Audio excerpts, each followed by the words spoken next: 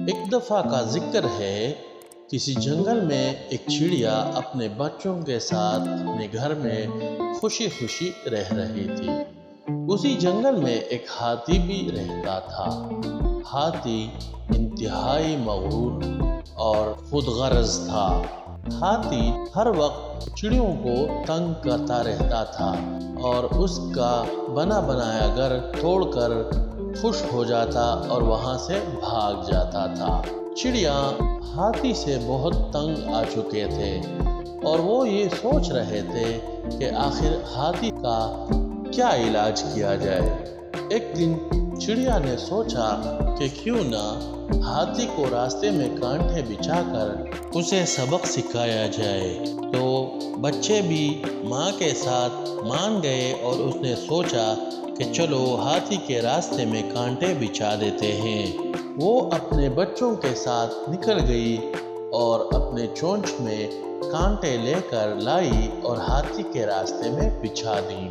यूं ही हाथी गुरूर में गुनगाता हुआ आ रहा था तो उसे कांटे नजर नहीं आए और वो कांटों में फंस गया और कांटों ने उसके सारे बदन को जख्मी कर दिया और वो लहूलुहान हो गया और वो चीखने लगा, मुझे बचाओ, मेरी मदद करो।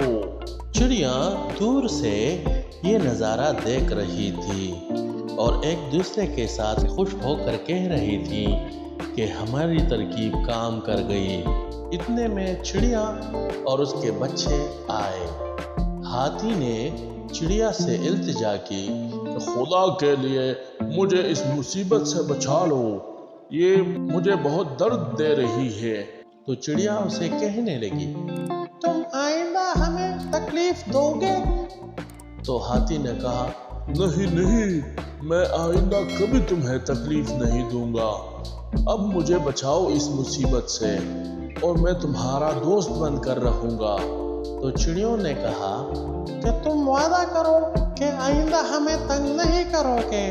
तो इस पर हाथी ने चिड़ियों के साथ वादा किया और चिड़िया अपने बच्चों के साथ मिलकर उसने हाथी को उस कांटों से आज़ाद करवा लिया और उसके बदन से कांटे निकाल लिए। हाथी ने खुश होकर चिड़ियों का शुक्रिया अदा किया और अपनी तरफ निकल पड़ा। दूसरी तरफ चिड़ियों ने अपने लिए दोबारा घर बनवाया और उसमें हंसी खुशी रहने लगे। तो बच्चों, हमें कभी भी किसका बुरा नहीं सोचना चाहिए, क्योंकि अगर तुम किसी के साथ बुरा करोगे तो एक न एक दिन वो बुरा तुम्हारे साथ भी होगा। और दूसरा, हमें कभी भी किसी को हकीर नहीं समझना चाहिए, क्योंकि हम जिसे हकीर समझते हैं अक्सर वही हमारे काम आते हैं।